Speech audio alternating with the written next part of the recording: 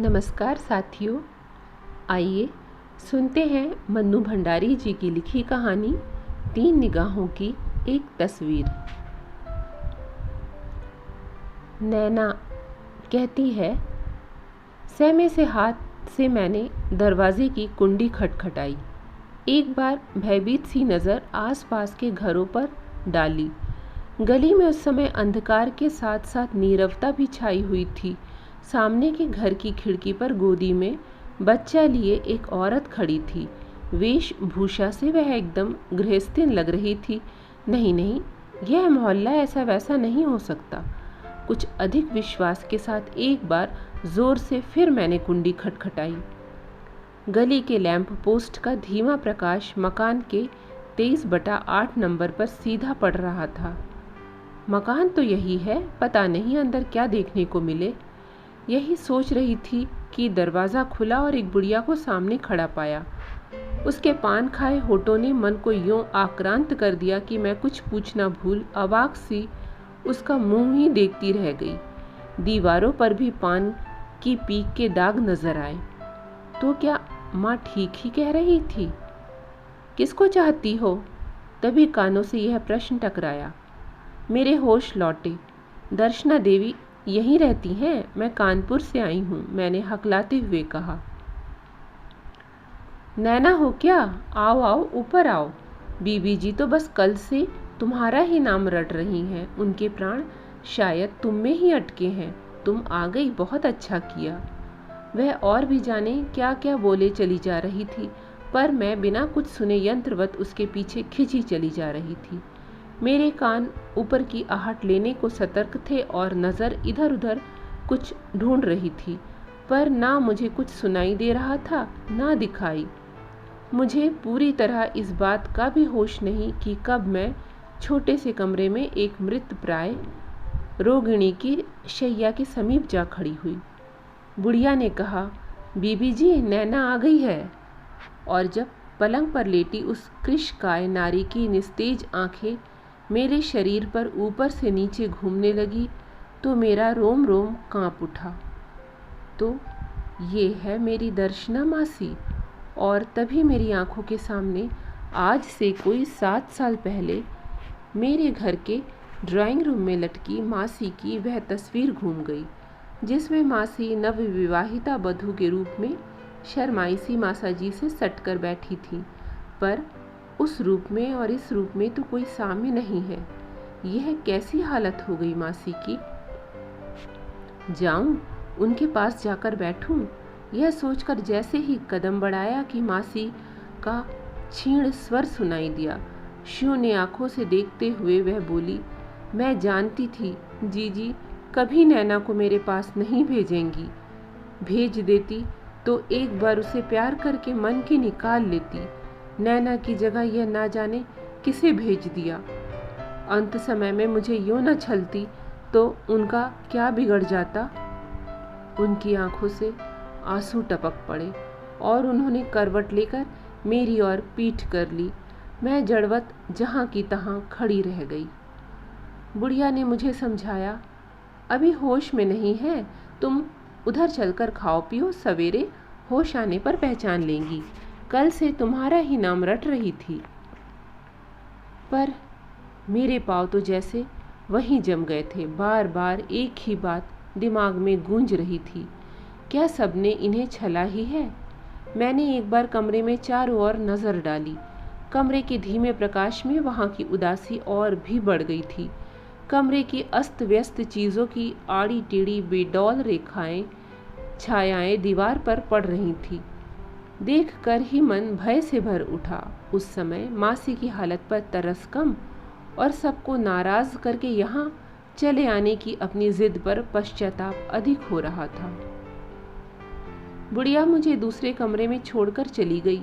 जाने कितने प्रश्न आंधी की तरह मेरे मन में उमड़ घुमड़ रहे थे। माँ की बातें, मासी की हालत, घर का वातावरण, सब मेरे सामने एक अनबुझ पहेली की तरह खड़े थे। मैंने अपनी सतर्क नज़रों से इधर उधर देखना शुरू किया। एकाएक ही कोने में रखे सितार, तानपुरे और तबले पर मेरी दृष्टि उलझ गई। ये चीज़ें कभी देखी ना हो सो बात नहीं, पर यहाँ देखकर मेरे रोए खड़े हो गए। जबरदस्ती दबाई हुई मन की आशंका पूरे वेग से उभर आई। देखते ही देखते कमरे के कोने में रखे हुए वाद्य यंत्र झंझना उठे, तबला ठनकने लगा, घुंघरू झनकने लगे और कह कहों की गूंज से कमरा भर गया। मुझे लगा मेरा सिर चकरा जाएगा। इस सब के बीच माँ की क्रोध भरी मूर्ति दिखाई देने लगी। देख नैना, उस छिन्नाल के घर तू मत जा, वह मर रही है तो मरने दे। मैंने तो 7 साल पहले ही उसे मरा समझ लिया था। जिद करके तू वहाँ चली गई तो समझ लेना माँ तेरे लिए मर गई। मैं पसीने से तरबतर हो गई। मैंने अपने को ही समझाते हुए कहा, नहीं नहीं, मेरी दर्शना मासी ऐसी नहीं हो सकती, यह सब गलत है। और मैंने उस अदृश्य नाचती नारी के स्थान पर मासी की वही छवि ला बिठाई जिसमें वह नवविवाहिता वधू बनकर बैठी थी। नैना बेटी, कुछ खा लो। बुढ़िया थाली लिए मेरे सामने खड़ी थी। यहाँ आप कोई आएगा तो नहीं? रात में क्या यहाँ बहुत लोग आते जाते हैं? एक सांस में ही मैं पूछ बैठी। रात दिन क्या, यहाँ तो कभी कोई नहीं आता। जब बीबी जी की तबीयत ज़्यादा ख़राब होती है तो मैं ही वैद्य जी को बुला लाती हूँ। मैंने निश्चिंतता की एक लंबी सांस ली। इच्छा हुई उस बुढ़िया से सब कुछ पूछ ढालूं, सब कुछ जान लूं, पर भय के मारे जैने कैसी जड़ता मन में व्याप गई कि मैं कुछ पूछ ही नहीं पाई। खाया मुझसे कुछ नहीं गया, चुपचाप लेट गई। अजनबी घर में अजनबी लोगों के बीच पड़े पड़े जाने कैसा लग रहा था। सोचा मैं क्यों चली आई घर में सबसे लड़कर, सबको नाराज़ करके यहाँ आने की अपनी ज़िद को, जैसे मैं स्वयं ही नहीं समझ पा रही थी। मासी, जिन्हें मैंने अपनी ज़िंदगी में पहली और आखिरी बार 4 वर्ष की उम्र में देखा था और जिनकी मुझे लेश मात्र भी याद नहीं थी, उनका प्रेम मुझे यहाँ खींच लाया। यह बात मन में किसी प्रकार भी टिक नहीं पा रही थी। तब शायद यह महज कौतूहल था जो मुझे यहाँ खींच लाया था। जब से होश संभाला, अपनी इस मासी के रूप गुण का बहुत बखान सुनती आ रही थी मैं। अपने जन्मदिन पर उपहार पाकर मेरे मन में यह धारणा बहुत दृढ़ हो गई थी कि वह मुझे बहुत प्यार करती हैं। माँ भी बराबर यह कहा करती थी कि नैना ने दर्शना का मन मोह रखा है। जब मैं 6 वर्ष की हुई तो मासी का विवाह हुआ, पर माँ बताती हैं कि मैं ऐसी बीमार पड़ी कि कोई भी उनके विवाह में सम्मिलित नहीं हो सका। उसके बाद मासी के विषय में बातें तो मैं बहुत सुनती, पर ना माँ मुझे कभी वहाँ भेजती, ना मासी को ही कभी बुलाती। जब बात समझने की अकल आई तो जाना मासा जी को ऐसा रोग है कि माँ मुझे वहाँ भेज ही नहीं सकती और मासी मासा जी को बीमार ही हालत में छोड़कर आ ही नहीं सकती। और धीरे धीरे यह रोग भी जैसे जीवन के दैनिक कार्यक्रम की तरह बन गया, जिसे हमने मासी का दुर्भाग्य समझकर उस पर सोचना भी छोड़ दिया। आज से करीब 7 साल पहले का वह दिन मुझे अच्छी तरह याद है, जब मासा जी का एक पत्र पाकर घर में एक अजीब सी दहशत छा गई थी। माँ बहुत रोई थी। पिताजी के समझाने पर उसने कहा था, इससे तो दर्शना मर जाती तो अच्छा था, कुल को कलंक तो नहीं लगता। इसके करीब 15 दिनों तक कभी मामा जी का पत्र आता तो कभी बड़ी मासी का, और कुछ पूछने पर घर में क्रोध भरी फटकार के सिवाय मुझे कुछ नहीं मिलता। एक दिन गुस्से में आकर माँ ने ड्राइंग रूम से मासी की तस्वीर भी उठाकर फेंक दी और उसके बाद से तो मासी का नाम तक लेना वर्जित हो गया। मैं उस समय उम्र के उस दौर से गुजर रही थी जब छोटी से छोटी बात भी मन पर बड़ा रहस्य बनकर छा जाती है, पर किसी तरह भी नहीं जान पाई कि आखिर मासी ने ऐसा क्या अपराध कर डाला कि एकाएक ही वह सबके लिए घृणा की पात्री बन गई। जानती भी कैसे? माँ तो मुझे उनके नाम से ही इस प्रकार बचा बचा कर रखती, मानो उनकी छाया भी मुझ पर पड़ गई तो मेरे लोग परलोक दोनों ही भ्रष्ट हो जाएंगे। मैं माँ की इकलौती बिटिया जो थी। इसके बाद जब मेरे जन्मदिन पर मासी का उपहार आया तो माँ ने साफ मना कर दिया कि उसके घर की रत्ती भर चीज़ भी नहीं ली जाएगी, पर मैं अड़ गई तो माँ को झुकना ही पड़ा। जाने क्यों माँ के मुंह से जब तब छिनाल शब्द सुनकर मेरे मन की ममता मासी के प्रति और भी बढ़ गई थी। कभी कभी घंटों उनकी उस तस्वीर को, जिसे मैंने अपने पास संभाल कर रख लिया था, देखकर मैं यही सोचा करती थी कि सामने बैठी यह सीधी सादी भोली भाली युवती आखिर छिनाल कैसे बनी। अतीत के इन्हीं बनते बिगड़ते चित्रों में खोए खोए कितनी रात मैंने बिता दी, मैं स्वयं नहीं जानती। उसके बाद एकाएक ही जाने कैसा आकर्षण मासी के प्रति जगा की उठी और दबे पांव उनके कमरे में चली गई। सोचा यदि जग रही होंगी तो उनसे बात करूंगी, कुछ इस तरह कि वह मुझे पहचान जाए। मैं उन्हें यह बता देने को व्याकुल हो उठी कि मैं उन्हें बहुत प्यार करती हूँ। सारी दुनिया चाहे उन्हें घृणा करे, पर अनजान रहकर भी मैं सदा से ही उन्हें बड़ा प्यार करती आई हूँ। मैंने ढूंढकर जैसे तैसे स्विच ऑन किया, पर जैसे ही रोशनी में उनका चेहरा देखा, मुझे लगा जैसे बिजली मेरे शरीर में दौड़ गई हो। उनकी फटी आंखें और खुला मुंह देखकर मेरी चीख भी जैसे घुटकर अंदर ही रह गई। उल्टे पैरों दौड़कर कैसे मैंने बुढ़िया को जगाया, यह सब मैं स्वयं नहीं जानती। बुढ़िया के रोने के साथ मेरी संज्ञा लौटी तो मैं भी रो पड़ी। यह दुख का रोना था या भय का, सो मैं नहीं जानती। मृत्यु को इतने पास से देखने का मेरा पहला ही मौका था। कैसे दूसरा दिन हुआ और कुछ लोगों ने जुटकर मासी का क्रियाकर्म किया, मुझे कुछ नहीं मालूम। हाँ, इतना याद है कि निकटतम संबंधी होने के नाते मुझसे भी कुछ कुछ करवाया गया था और मैं यंत्रवत किए चली जा रही थी। मासी का शव जब चला गया तो मैं आतंकित सी दूसरे कमरे में बैठी रही। कैसी विचित्र मौत थी। अजीब सा सन्नाटा घर में छाया हुआ था और उससे भी अधिक शून्य थे मेरे दिल दिमाग। बाहर के बरामदे में बैठी बुढ़िया धीरे धीरे रो रही थी। जाने कैसी विरक्ति मेरे मन में छा गई कि कुछ भी जानने पूछने की इच्छा नहीं रही।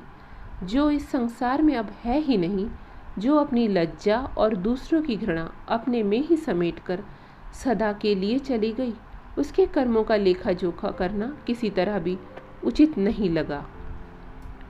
संध्या को जब मैं चलने की अनुमति मांगी मैंने, तो बुढ़िया ने पूछा कि घर का सामान का क्या होगा।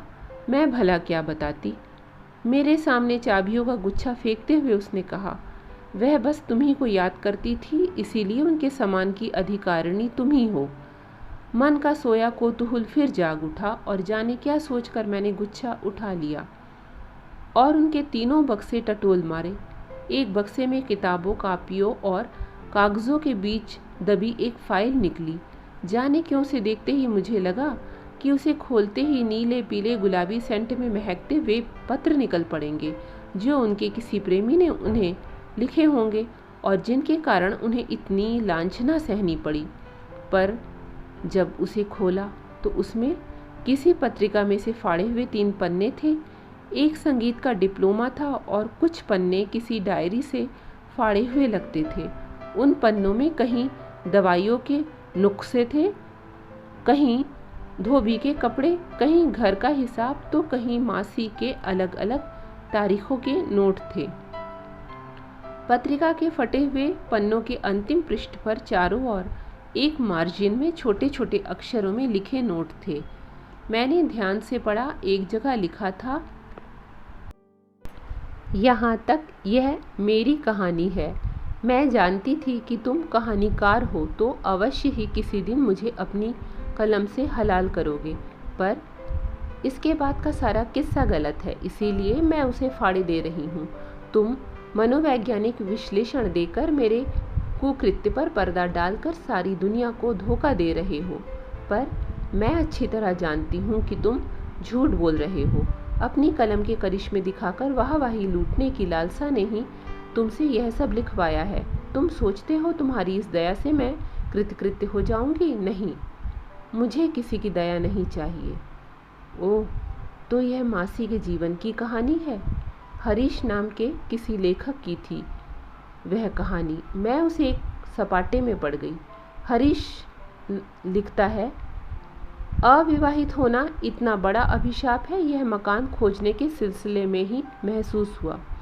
आखिर 3 कमरों के एक फ्लैट में एक कमरा मिला। यह पूरा फ्लैट एक दंपति के पास था। अब आर्थिक संकट में फंसकर उन्होंने एक कमरा किराए पर उठाया था। 3-4 दिन में ही मैं वहां जम गया। भाभी, मकान मालकिन को मैं भाभी ही कहता था, बड़े अच्छे स्वभाव की महिला थी। वह मेरा काफ़ी ख्याल रखती थी। बच्चा उनके कोई था नहीं और पति बीमार थे, इसीलिए एक कमरे में पड़े रहते थे। क्या रोग था सो तो मैं बहुत दिनों तक नहीं जान पाया। भाभी का सारा समय अपने बीमार पति की सेवा करने में बीतता था। बड़ी लगन, बड़ी तत्परता से वह उनकी देखभाल करती थी। मुझे कभी खाली बैठा देखती तो इजाज़त लेकर मेरे पास आ बैठती। वह जो बातें करती उनमें अधिक उनके पति से ही संबंधित होती। क्या इलाज चल रहा है, कैसे सब डॉक्टर फेल होते जा रहे हैं, इत्यादि। उस समय उनके चेहरे पर दुख की घनी छाया उतर आती थी और आंखें अनायास ही भर भर आती थी। फिर एकाएक ही वह अपने को संभाल कर कहती, 2 मिनट को आई तो अपना दुखड़ा ही ले बैठी, कैसी पागल हूँ। और बिना बात ही धीमी सी हंसी उनके होंठों पर फैल जाती। एक दिन इसी तरह बातें करते करते मैंने देखा कि वह बार बार मेरे कुर्ते के बटनों की ओर देख रही हैं। मैंने अपने सीने की ओर देखा, बटन खुले हुए थे और मेरे सीने के घने काले बाल दिखाई पड़ रहे थे। एक महिला के सामने यूं सीना उघार कर बैठने की लज्जा को ढकते हुए मैंने कहा, ये धोबी बटनों का तो कचूमर निकाल देते हैं। मुझे दे दिया होता मैं लगा देती। मुझे इतना पराया क्यों समझते हैं आप? देखिए, मैं तो बिना किसी संकोच के आपसे बाहर के अनेक काम करवा लिया करती हूँ। सच, आपके आ जाने से बड़ी राहत मिली। मन ऊबता है तो घड़ी 2 घड़ी बैठकर हंस बोल लेती हूँ, मन बहल जाता है। उसके बाद मैंने देखा कि जब कभी मेरी अनुपस्थिति में भाभी धोबी से कपड़े लेती, बटन हमेशा नदारद। एक बार तो मुझे ऐसा भ्रम हुआ मानो किसी ने बड़ी सफाई से बटन काट दिए हैं। पर फिर अपनी इस कल्पना पर आप ही हंसी आई। बटन कौन काटेगा भला? लापरवाह आदमी। मैं बटन लगवाना भूल जाता और बाहर जाते समय जैकेट चढ़ा लेता, पर भाभी आती तो बहुत ढकने पर भी मेरे सीने के बाल इधर उधर से झाँका करते और वह उन्हें घूर घूर कर मुझे संकुचित करती रहती। उस दिन तो मेरी लज्जा का कोई ठिकाना ही नहीं रहा जिस दिन उन्होंने अपने नौकर को इस बात के लिए बुरी तरह डांटा कि वह क्यों धोती को मोड़कर घुटने तक चढ़ा लेता है और कमीज़ के सारे बटन खोलकर बाहें उलटकर नंगा सीना और नंगी बाहें दिखाता फिरता है। मैंने उस दिन ही भाभी को क्रोध करते देखा था। वह गुस्से से लाल होकर कांप रही थी और चिल्लाए जा रही थी, औरतों वाले घर में काम किया है कभी या नहीं? बदतमीज़ कहीं के, रहना है तो तमीज़ से रहो। मुझे उनका यह अत्यधिक क्रोध समझ में नहीं आ रहा था। साथ ही यह भी लग रहा था कि वह नौकर की आड़ में मुझको ही तो नहीं डांट रही हैं। उस दिन मैंने दर्जी के पास सारे कुर्ते ले जाकर सीप की जगह कपड़े के बटन लगवा लिए। यूँ भाभी मेरा बहुत ख्याल रखती थी, पर उन्हें मित्रों का बहुत आना जाना पसंद नहीं था। 1-2 बार तो मैंने यह भी देखा कि मुझे बिना सूचना दिए ही उन्होंने मेरी एक परिचिता को यह कहकर लौटा दिया कि मैं घर पर नहीं हूँ। मुझे बुरा लगा। फिर सोचा शायद यहाँ लोगों के आने से इनके पति को परेशानी होती होगी। दूसरे दिन जब मेरी एक मित्र आई तो मैंने अपने कमरे का दरवाज़ा बंद कर लिया ताकि बाहर किसी प्रकार की आवाज़ न जाए। करीब घंटे भर बाद वापस जाने के लिए जैसे ही मैंने दरवाज़ा खोला, देखा भाभी दरवाजे पर ही खड़ी थी। मेरी मित्र की ओर देखते ही वह ज़ोर ज़ोर से रोकर चिल्लाने लगी, तुम लोगों को इतनी भी लज्जा नहीं कि बगल के कमरे में एक बीमार आदमी है तो ज़रा हंसी ठिठोली कम करे। दरवाज़ा बंद करने से ही क्या हो जाता है? उस लड़की से क्षमा याचना करता हुआ मैं उसे नीचे ले गया। लौटा तो सोचा भाभी से साफ साफ बात कर लूँगा। भाभी का इस प्रकार दरवाजे पर खड़े होना भी मुझे अच्छा नहीं लगा। लेकिन जैसे ही मैं लौटा, भाभी ने मुझे देखते ही ज़ोर से अपने कमरे का दरवाज़ा बंद कर लिया। यह भी एक नई बात थी। यहाँ आने के बाद मैंने कभी उन्हें दरवाज़ा बंद करते नहीं देखा था। वो दरवाज़ा बंद करके नहीं रहती थी, यहाँ तक कि रात को भी वह दरवाज़ा खुला ही रखती थी। शाम को मैं बाहर चला गया। मन का आक्रोश धुला नहीं था। रात 9 बजे लौटा तो देखा भाभी का कमरा वैसे ही बंद था। मैं उन्हीं के बारे में सोचता सोचता जाने कब सो गया। इसके बाद 2 दिन तक हमारी कोई बात नहीं हुई। उनके कमरे का दरवाज़ा भी बंद ही रहता। जब कभी बाहर निकलती तो देखता कि 2 दिन में ही चेहरा बड़ा उतर गया है उनका। आंखों से लगता था जैसे बराबर रोती ही रही हैं। तीसरे दिन रात 9 बजे के करीब मैं अपने कमरे में बैठा एक कहानी लिख रहा था कि दरवाज़ा धकेलकर भाभी भीतर आ घुसी। उनके लंबे लंबे बाल बिखरे हुए थे और आंखें सुर्ख थी। उनकी यह करुण और दयनीय स्थिति देखकर मन जाने कैसा हो गया। मैं कुछ कहूँ उसके पहले ही वह हाथों में मुंह छिपाकर फूट फूट कर रो पड़ी। अब मैं क्या करूं? आज डॉक्टर ने साफ साफ कह दिया कि इन्हें पहाड़ पर नहीं ले जाया गया तो बचना मुश्किल है। पर आज तो मैंने उन्हें टहलते हुए देखा था और मुझे लगता था कि उनकी तबीयत सुधर रही है। किस डॉक्टर ने कहा? सब गलत है, आप हिम्मत से काम लीजिए। नहीं नहीं, यह सब झूठी तसल्लियाँ हैं। आज तो एकाएक ही जैसे हौसला टूट गया, हिम्मत पस्त हो गई। जिस दिन ब्याह कराई उसी दिन से इनकी सेवा कर रही हूँ, पर इन्हें अच्छा नहीं कर पाई और अब तो 11 बजे तक उन्हें तरह तरह से आश्वासन देता रहा। स्नेहपूर्ण बातों से उनका मन भरमाता रहा। एक बार आवेग में आकर उन्होंने अपना सिर मेरे सीने पर टिका दिया। मैंने धीरे से हटाकर उन्हें हौसला बंधाया। थोड़ी देर बाद उठकर जब वह गई तो ऐसी निराशा उनके चेहरे पर छाई थी मानो जुआरी अपना सब कुछ हार गया हो। उस दिन सच ही वे बड़ी उद्विग्न थी, बेहद परेशान। मुझे कुछ भी समझ में नहीं आ रहा था कि मैं क्या करूं। लेटा तो नींद नहीं आई। बार बार भाभी का बेबस मायूस चेहरा आंखों के आगे उभर आता। आखिर जब कमरे में दम घुटने लगा तो मैं चुपचाप ऊपर छत पर चला गया, पर दरवाजे पर पहुंचकर ही ठिठक गया। देखा छत की मुंडेर पर दोनों कूहनियां टिकाए भाभी शून्य भाव से सामने देख रही हैं। मन बुरी तरह अकुला उठा। एक बार उचित अनुचित का ज्ञान भूलकर बड़ी जोर से इच्छा हुई कि इस रोती बेबस नारी को जाकर अपनी बाहों में भर लूं। अपने लिए नहीं, उसके संतोष के लिए, उनकी सांत्वना के लिए। लेकिन फिर ख्याल आया, इस आग को भड़काने से लाभ।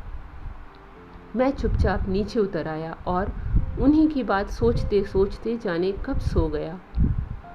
रात शायद आधी से ज़्यादा बीत चुकी थी। अचानक किसी के स्पर्श से चौंक उठा। आंखें खोली तो देखा भाभी मुझ पर झुकी हुई थी। पहली बात जो दिमाग में आई वह यही कि इनके पति चल बसे। फिर एकाएक अज्ञात भय से कांप उठा। पर भाभी की आंखों में जाने क्या था कि कहानी यहीं से फाड़ दी गई थी और चारों तरफ नोट लिखे थे। इसके बाद से दर्शना कहती हैं 7/3/47 की डेट है।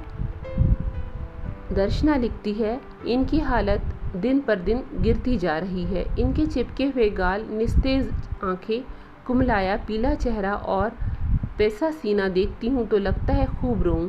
इन्हें कैसे अच्छा करूँ कि ये रिष्ट पुष्ट और स्वस्थ हो जाए।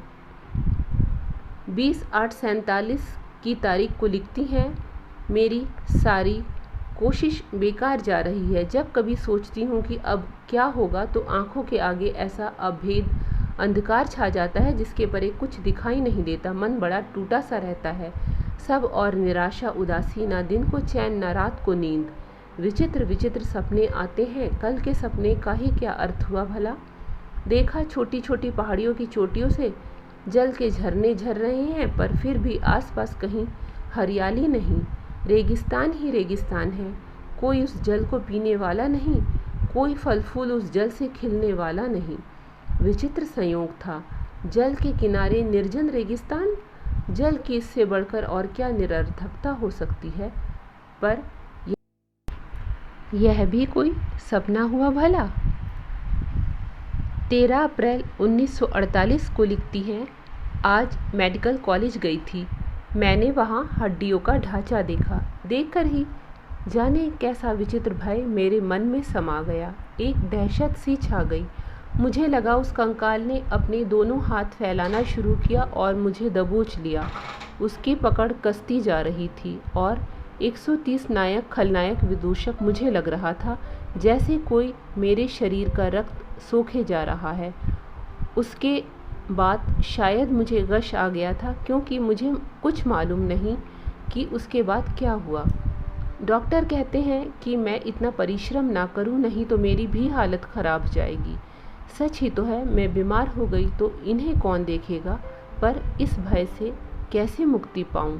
घर के जिस कोने में भी जाती हूँ वह कंकाल मुझे दबोचने को चला आता है, जैसे मुझे मारकर ही छोड़ेगा। 6 अप्रैल 1950। इस नौकर को बदलना ही होगा। कितनी बार इससे कहा है कि ठीक से कपड़े पहन कर रहा करो, यह सुनता ही नहीं। सोचती हूँ नौकरानी रख लूँ, पर बाहर के काम की वजह से इसे ही रखना पड़ता है। यों हरीश जी के आने से कुछ सुविधा ज़रूर हो गई है, पर उनका क्या, लेखक आदमी है, फिर छाती के बटन तो उनके भी टूटे ही रहते हैं। जाने क्यों निर्लज्जता मुझसे बर्दाश्त नहीं होती। किसी की उधड़ी छाती देखकर सारे बदन में जैसे कांटे चुभने लगते हैं। 11 अक्टूबर 1950। सामने वाली मेम का यह काला झबरा कुत्ता कितना प्यारा है। इसके काले बड़े बड़े बाल कैसे सुहावने हैं। जी चाहता है अपना मुंह उसके काले बालों में छिपा लूं। शाम को जब वह घूम कर आता है तो कितने प्यार से मैम का हाथ चाटता है। मैम उसके मुलायम केशों में उंगलियां ढालकर सहलाया करती हैं। ये कुत्ते भी कितने स्नेही और ममतामय होते हैं। कहते हैं यह मेम इस कुत्ते को अपने बच्चों से भी ज़्यादा प्यार करती है। मन करता है मैं भी एक कुत्ता पाल लूँ, काले झबरे बालों वाला। उसके बालों में उंगलियां डालकर सहलाऊं, उसे प्यार करूं, पर कौन देख रेख करेगा उसकी। अभी तो इनके कामों से ही फुर्सत नहीं मिलती। कितना मन करता है नैना को अपने पास बुलाऊं, पर कैसे लिखूं। दीदी भेजेगी नहीं, भेजे भी कैसे। इनको टीबी है और उनकी वह अकेली लड़की है, सब कुछ जानती हूँ। उसे बुलाना ठीक नहीं है, फिर भी बड़ी इच्छा होती है कि वह मेरे पास हो, मैं उसे प्यार करूं, उसके साथ खेलूं। कितनी प्यारी बच्ची है। 8 मई 1951। आज ऊपर गई तो विचित्र ही दृश्य देखा। सामने वाली मेम के कुत्ते को जाने क्या रोग हो गया है कि उसके सारे बाल झड़ गए और चमड़ी खाज से भर गई। सुनते हैं मेम ने बहुत इलाज करवाया, पर अब डॉक्टरों ने जवाब दे दिया है। मेम एक ज़माने में उसे कितना प्यार किया करती थी, पर अब उसे अंदर भी नहीं आने देती। आज मैंने सुना रोते रोते उसने अपने नौकर को हुक्म दिया कि उसे बाहर ले जाकर शूट कर दो। कुत्ता निरीह भाव से खड़ा था, मानो वह भी समझता हो कि इस निरर्थक जीवन को ढोने से कोई लाभ नहीं। वह आगे भी नहीं बढ़ा। इस गंदी बीमारी को लेकर मेम तक जाने का उसे अधिकार नहीं है। यह बात भी जैसे वह समझता है। ओह, कुत्ते भी कितने समझदार होते हैं। पर जो बात कुत्ता समझ रहा है वह जाने क्यों मेरे गले नहीं उतर पा रही है। जिस कुत्ते को मैम इतना प्यार करती थी उसे अब शूट करवा दिया जाएगा। क्या यह ठीक है? कभी लगता है ठीक है, कभी लगता है गलत है। 13 मई 1958। 4 दिन से कुत्ते की इस घटना ने मुझे पागल बना रखा है। लगता है मैं सच ही में पागल ना हो जाऊं। हरीश जी के पास यह लड़की आती है तो जाने क्यों मुझे ज़रा नहीं सुहाती। खैर, मुझे क्या, कोई भी आए जाए, मैं तो भगवान से यही प्रार्थना करती हूँ कि मुझे सद्बुद्धि दे, बल दे। पर अब तो इतनी थक गई हूँ कि प्रार्थना करने की शक्ति भी जाती रही। 14 मई 1958। आज इन्होंने मुझे मारा। शादी के बाद आज पहली बार मैंने जाना कि इनके शरीर में अब भी इतना जोर है। इनकी बीमार लातों ने भी मेरी कमर तोड़ दी। तो जब ये टांगे पुष्ट रही होंगी, कितना जोर रहा होगा इनमें। हजारों बार ही मैंने गलतियाँ की। कितना अच्छा होता उस समय भी ये मुझे मारते, कम से कम फिर इतनी बड़ी गलती तो नहीं करती। मुझे मार खाने का ज़रा भी गम नहीं। काश इन्होंने पहले मारा होता। हरीश जी के लिए बहुत दुख है। मेरे पीछे उन्हें भी व्यर्थ ही अपमानित होना पड़ा। 15 मई 1958। आज इन्होंने घर से निकल जाने को भी कह दिया। आज सब जगह इन्होंने पत्र भी लिखे हैं, माँ, भैया और दीदी को। जाने क्या क्या लिखा होगा। जो मौखिक सहानुभूति आज तक मिलती आई थी वह भी बंद हो जाएगी। शायद सब मुझसे नफरत ही करने लगे। फिर भी जाने क्यों मुझे ना अपने किए का दुख है ना इस दंड का। इस सब के बाद मैं स्वयं ही घर छोड़कर निकल जाती। 2 दिन आगे या पीछे विधाता जिस दंड का विधान करने वाला था वह आज ही हो गया, पर इनका क्या होगा। कोई संबंधी यहाँ झांकना भी पसंद नहीं करता, पर जो मनुष्य बिना क्षमता के केवल चाहना करता है उसका अंत इसके अतिरिक्त और हो ही क्या सकता है। 20 जुलाई 1951 आज उनकी मृत्यु का समाचार सुना। समझ नहीं पा रही हूँ क्या करूँ। मेरी तो सारी भावनाएं ही जैसे मर गई हैं। मैं ही जाने क्यों जिंदा हूँ। 13 अगस्त 1951 भाग्य से मुझे संगीत के पंडित जी अच्छे मिल गए। एक ज़माने में मुझे गाने बजाने का कितना शौक़ था, पर सब छूट गया था। उस समय जो मात्र शौक़ था उसे अब जीविका का साधन बनाना पड़ेगा। यहाँ एक स्कूल में नौकरी मिल गई है, लगता है जीवन को एक राह मिल गई।